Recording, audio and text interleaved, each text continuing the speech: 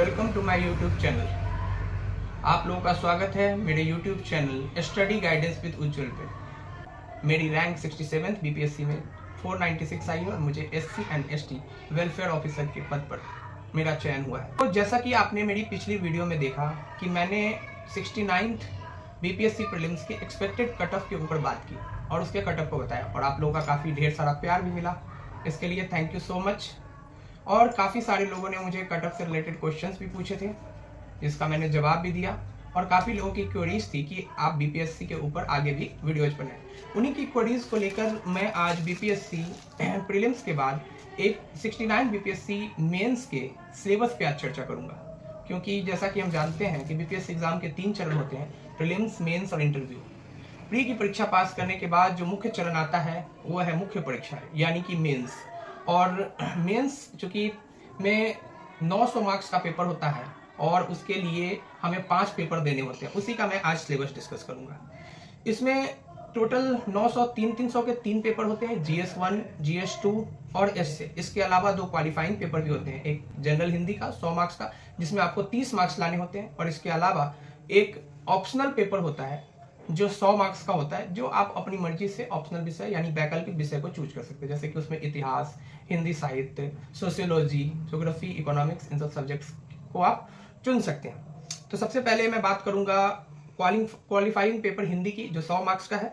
ये सिर्फ पेपर, इसका नंबर मेरिट में जुड़ता नहीं है, ये सिर्फ जो है इसमें 30% पासिंग है, यानी 100 में आपको 30% मार्क्स लाने पड़ेंगे। लेकिन हाँ, ये कंडीशन है कि अगर आप क्वालिफाइंग पेपर हिंदी में पास नहीं करते तो आपकी मेंस की कॉपी चेक नहीं होती, लेकिन मोस्टली लोग इसे पास कर ही जाते हैं।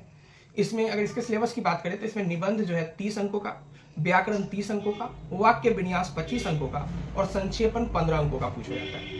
ये काफ़ी आसान है। इसके बाद हम बीपीएससी मेंस सिलेबस के मेरिट वाले विषयों पर, जिन विषयों से मेरिट बनता है उनके प्रश्न पत्रों पर बात करने जा रहा हूँ, उनके सिलेबस पे। कि इनमें पहला है GS1 जो 300 मार्क्स का है और इसके लिए 3 घंटे का एग्जाम होता है। इस एग्जाम के पैटर्न पर हम आगे के वीडियोज में चर्चा करेंगे, क्योंकि पैटर्न काफ़ी चेंज हुआ है। काफ़ी सारे लोगों ने पूछा भी था कि मेंस आंसर राइटिंग के ऊपर आप एक वीडियो बनाइए। हम उस पर जरूर आगे कुछ दिनों में वीडियो बनाएंगे, जैसे ही आपके मेंस का 69 प्रीलिम्स का रिजल्ट आता है, जो 15 नवंबर को एक्सपेक्टेड है। इसके बाद हम उस पर वीडियो जरूर बनाएंगे। GS1 में सबसे पहला जो टॉपिक है वो आर्ट एंड कल्चर का है। आर्ट एंड कल्चर यानी कि कला एवं संस्कृति।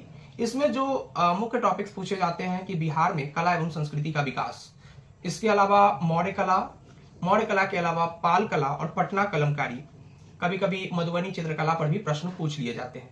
तो अगर आप इन सभी टॉपिक्स को क्लियर करके पढ़ लेते हैं तो आप कला एवं संस्कृति में एक अच्छा पकड़ बना सकते हैं। वैसे भी मैं कला एवं संस्कृति का जो महत्वपूर्ण टॉपिक है, उनकी जो स्टडी मटेरियल या फिर उसको कहाँ से फॉलो किया जाए, उस पर कैसे आंसर्स लिखे जाए और मैंने कैसे आंसर्स लिखे हैं, उन पर हम जरूर बात करेंगे। मैं अपनी जो है बीपीएससी मेंस की कॉपी भी शेयर करूंगा आपके साथ, और साथ में मैं जो है उसके साथ आपको अपनी टेस्ट कॉपीज भी दिखाऊंगा। दूसरा हमारा टॉपिक है history of India and Bihar, लेकिन मेनली इसमें मॉडर्न हिस्ट्री पूछा जाता है।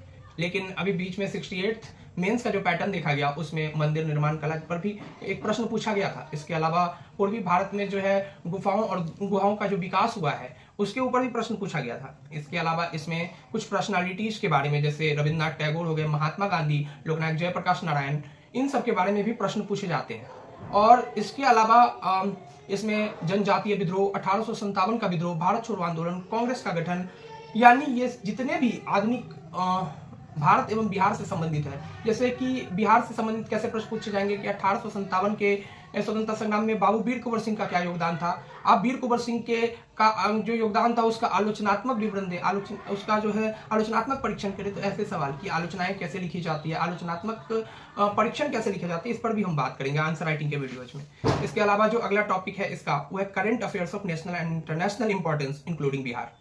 वैसे तो पहले पैटर्न देखा जाता था कि जो समसामयिकी है राष्ट्रीय अंतर्राष्ट्रीय विषयों से ही मुख्यतः पूछी जाती थी, और इसमें इंटरनेशनल रिलेशंस का एक महत्वपूर्ण योगदान रहता था। लेकिन हाल के समय में जो पैटर्न चेंज हुआ है उसमें देखा गया कि बिहार के टॉपिक्स को भी इंक्लूड किया गया है, इसलिए हम बिहार के टॉपिक को नजरअंदाज नहीं कर सकते। तो हमें जो करंट अफेयर का जो जोन रखना है वो नेशनल और इंटरनेशनल के अलावा बिहार के करंट अफेयर्स, जो महत्वपूर्ण करंट अफेयर्स हुए हैं, उन पर जोर रखना है।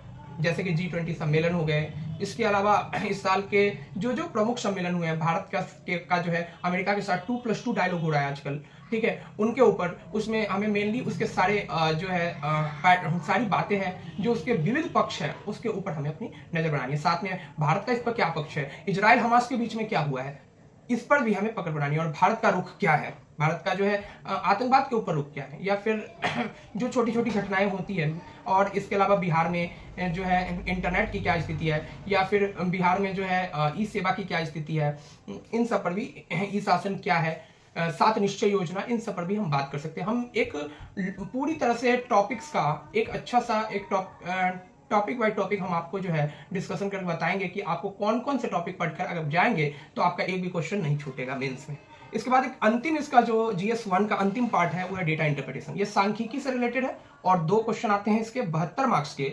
ये जो 72 मार्क्स है, क्योंकि मैथ्स का पोर्शन होने के कारण इसमें मार्क्स नहीं कटते, तो जितने भी आपने टॉपर्स देखे होंगे या जो सिलेक्टेड स्टूडेंट होते हैं उनकी कॉपी जब देखोगे तो मोस्टली के जो है डेटा इंटरप्रिटेशन में फुल मार्क्स होते हैं। अगर आप GS1 में डेटा इंटरप्रिटेशन में अगर 72 मार्क्स स्कोर करते हैं तो निश्चय ही आप जो है रिजल्ट के बहुत करीब हो।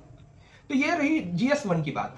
अब हम GS2 पे आते हैं। GS2 भी GS1 की तरह 300 मार्क्स का है और 3 घंटे का है, और इसमें मेनली 3 पोर्शंस आते हैं। एक तो पॉलिटी का है, दूसरा ज्योग्राफी एंड इकोनॉमी का है, और तीसरा साइंस एंड टेक्नोलॉजी का।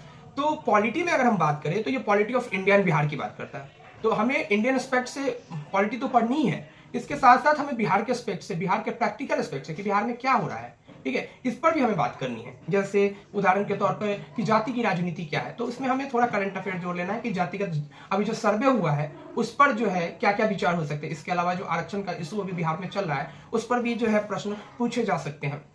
इसके अलावा राज्यपाल के पद से संबंधित विवाद, केंद्र और राज्य के बीच जो विवाद है, या फिर सहकारी संघवाद के ऊपर जो क्वेश्चन पूछे जा सकते हैं।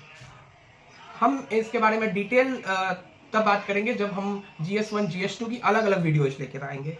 इसके अलावा दूसरा टॉपिक है भारतीय अर्थव्यवस्था और भारत का भूगोल। अर्थव्यवस्था में कि सामाजिक कौन कौन से संकेतक हैं जिसके बेसिस पर बिहार क्यों पिछड़ा रह गया, बिहार में जो है कौन कौन से जो है आर्थिक विकास के कार्य किए जा रहे हैं, बिहार आर्थिक रूप से इतना पिछड़ा क्यों है, इनके कारण। इसके अलावा भूगोल में बिहार में कौन कौन से संसाधन है, हरित क्रांति के बारे में, कृषि के क्षेत्र के बारे में, विभिन्न संसाधन जैसे जल संसाधन हो गया, मृदा संसाधन हो गया, इसके बारे में हम पढ़ेंगे। इसके अलावा भारत के विकास में विज्ञान और प्रौद्योगिकी की भूमिका और प्रभाव, रोल और effect of science and technology in development of India. तीसरा सेक्शन है हमारा साइंस एंड टेक्नोलॉजी का। लेकिन हमें साइंस एंड टेक्नोलॉजी जो पढ़नी है वो हमें पूरी तरह एप्लीकेशन बेस्ड पढ़नी है, यानी आपको साइंस एंड टेक्नोलॉजी के कॉन्सेप्ट्स, बहुत गुड कॉन्सेप्ट नहीं जानने बल्कि उनका प्रैक्टिकल एस्पेक्ट जानना है। जैसे कि बिहार में जो बाढ़ एवं सूखा की स्थिति रहती है उसको सुधारने में, उसको ठीक करने में विज्ञान एवं प्रौद्योगिकी क्या भूमिका निभा सकता है। इसके अलावा अगला अगर हम बात करें बिहार में जल संसाधन, उसकी समस्या है, ठीक है, जल संसाधन जो है प्रचुर मात्रा में होने के बावजूद भी जो है सभी के पास जल नहीं पहुंच पा रहा है, तो साइंस एंड टेक्नोलॉजी की उसमें क्या भूमिका हो सकती है। पूर्वी बिहार में अक्सर देखा जाता है कि पानी में आर्सेनिक मिलता है, तो इसमें साइंस एंड टेक्नोलॉजी कैसे अपनी भूमिका निभा सकता है, इन सब एस्पेक्ट में बात कर सकते हैं। प्रदूषण के बारे में, प्रौद्योगिकी के बारे में जो है साइंस एंड टेक्नोलॉजी में क्या क्या चीजें हो सकती है, इसमें जो है नैनो टेक्नोलॉजी हो गया, बायोटेक्नोलॉजी हो गया। इसके अलावा जो अभी चैट GPT आजकल आ रहा है, ये सब हम साइंस में हम लोग पढ़ेंगे। इसके अलावा जो तीसरा टॉप पेपर है वो एसए का पेपर है। एसए के पेपर भी 300 मार्क्स, ये नया एडिशन हुआ है 68वीं से, और ये काफी अच्छा स्वागत योग्य कदम है हमारे BPSC के वर्तमान चेयरमैन माननीय अतुल प्रसाद जी का। काफी अच्छा जो है, क्योंकि पहले ऑप्शनल के मार्किंग में काफी ज्यादा जो है ज्यादा कम हो जाता था, स्केलिंग नहीं थी, उसको हटा के जो है अब जो है इसकी जगह पे एसए का पेपर लाया गया। एसए के 3 सेक्शंस होंगे, जिसमें 2 सेक्शंस तो जैसा यूपीएससी का पैटर्न है बिल्कुल वैसा ही पूछा जाएगा। इसमें साहित्य से रिलेटेड टॉपिक्स, जैसे साहित्य समाज का तटस्थ दर्पण ही नहीं बल्कि यह समाज के सभी वर्गों को प्रभावित करता है। इसके अलावा जैसे साइंस एंड टेक्नोलॉजी से कुछ पूछ दिया कि इंटरनेट ने पूरे विश्व को एक गांव के रूप में बदल दिया है, या फिर कोरोना के बाद शिक्षा की स्थिति, इसके बारे में। लेकिन इसका तीसरा सेक्शन बहुत ही जो है इंटरेस्टिंग भी है और बहुत चैलेंजिंग भी है, क्योंकि ये पूरी तरह बिहार रिलेटेड होगा। तो जो बिहार के बच्चे होंगे और जिन्होंने ग्रामीण जीवन में अपना समय व्यतीत किया होगा उसको जरूर फायदा होगा, और क्योंकि इसमें पूछा जाएगा, आपको कोई एक लोकोक्ति दे दी जाएगी या फिर कोई मुहावरा दे दिया जाएगा जो बिहार में आप बचपन से सुनते आ रहे होंगे, और उसी के ऊपर आपको पूरा इससे लिखना होगा। जैसे 68वीं में क्वेश्चन पूछा गया कि मूछ मोटाइए तो लोढ़ा होइए, न हाथी होइए न घोड़ा होइए। तो इसके बारे में वही लिख सकता है जो बिहार में रहा है। या फिर मैथिली की एक कहावत पूछ दी गई कि विज्ञान के बिना धर्म आना चाहिए और धर्म के बिना विज्ञान ना आना चाहिए। तो ये सब जो है, या फिर एक और पूछा जा सकता है आपको, भोज गरे कोहरा। तो ये सब जो है, ये सब जो टॉपिक्स है, ये पूरी तरह जो है ग्रामीण पृष्ठभूमि से जुड़े हुए हैं। तो इससे जो है ग्रामीण पृष्ठभूमि के जो बच्चे हैं जो बीपीएससी की तैयारी करना चाहते हैं, उसको जो है तैयार हो जाना चाहिए कि वो भी अब जो है एग्जाम में सफल हो सकते हैं। और साथ में जो अब महिलाएं भी हैं जो या फिर जो लड़कियां जो पहले जो है समाज में आगे नहीं बढ़ पा रही थी और उनको जो है काफी जूझना पड़ रहा था, लेकिन अब जो है ये नया पैटर्न में आने के बावजूद जो सेल्फ स्टडी का महत्व बढ़ने के कारण, ठीक है, जो काफी जो है उनके लिए एक तरह से एक रास्ता तैयार हो गया है कि वो भी अब आगे बढ़ के इस एग्जाम की तैयारी कर एक अच्छे मुकाम को प्राप्त कर सकती है। अब हम इसके चौथे पेपर पर बात करते हैं, जो इसका ऑप्शनल पेपर है, जो 100 मार्क्स का आएगा और ये भी एक क्वालिफाइंग पेपर है। बस इसके क्वालिफाइंग में मार्क्स लगभग 40 के आसपास होते हैं, आप लोग देख लीजिएगा एक बार, और 40 मार्क्स के आसपास होते हैं। और ये तो चूंकि चूज करने वाला सब्जेक्ट है, मेरा ऑप्शनल सब्जेक्ट हिंदी लिटरेचर था, तो आप कोई भी ले सकते हैं। 68वीं मेंस में आसानी से ये पास किया जा सकता है, ऐसी कोई बात नहीं है।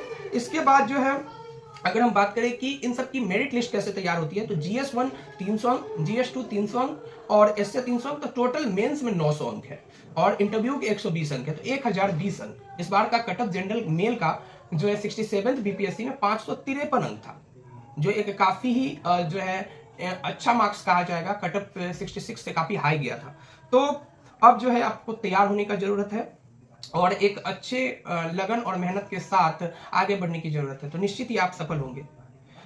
हम आगे भी कोशिश करते रहेंगे कि इसी तरह की वीडियोज अभी लगातार लाई जाए और हम सबसे पहले इसके बाद एक डिटेल्ड सिलेबस लाएंगे कि जिसमें हर टॉपिक के बारे में, जैसे पहले GS1 का लाएंगे तो GS1 के जितने भी टॉपिक है, जैसे आर्ट एंड कल्चर, हिस्ट्री है या कोई भी है, उसके बारे में जो है एक एक पोर्शन या फिर उससे क्या क्या एक्सपेक्टेड टॉपिक्स बनते हैं, किस तरह के क्वेश्चंस पूछे जा सकते हैं, इस पर हम बात करेंगे। फिर GS2 का, फिर एसए का, इस पर बात करेंगे। इसके अलावा हम एक और वीडियो लेके आएंगे जिस पर मेंस एग्जाम पैटर्न भी डिस्कस किया जाएगा। और इन सब के अलावा हम लोग जो है मेंस आंसर राइटिंग की एक सीरीज भी शुरू करेंगे कि हम मेंस आंसर राइटिंग में आपकी हेल्प करेंगे कि अगर आप एक अच्छा आंसर कैसे लिख सकते हैं। क्योंकि अब जो है पैटर्न कुछ ऐसा हो गया कि पहले हमें 36 पेज की कॉपी मिलती थी, 36 पेज की, लेकिन 68वीं के मेंस के एग्जाम से 64 पेजों की कॉपी मिलने लगी है। तो जिससे आपको पता चल रहा होगा कि काफी चैलेंजिंग वर्क हो गया है। पहले सिर्फ 8 क्वेश्चन लिखने पड़ते थे, अब जो है लगभग GS1 में 16 और GS2 में 20 क्वेश्चन लिखने पड़ रहे हैं। तो अब टाइम कैसे मैनेजमेंट करें और एक अच्छा आंसर कैसे लिखें, टाइम के साथ मतलब स्पीड के साथ एग्जाम में अपनी क्वालिटी को कैसे मेंटेन करें, डेटा कैसे डालें, ठीक ग्राफ कैसे बनाएं, ये सब हम अगली वीडियोज में डिस्कस करेंगे।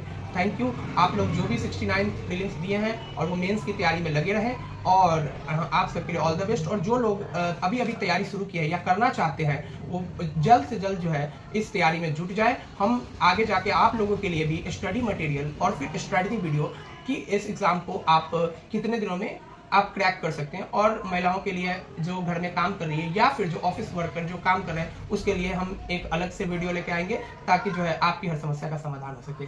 थैंक यू सो मच, धन्यवाद। अगर आपको वीडियो अच्छी लगी हो तो प्लीज चैनल को सब्सक्राइब कर दें और शेयर और लाइक जरूर करें।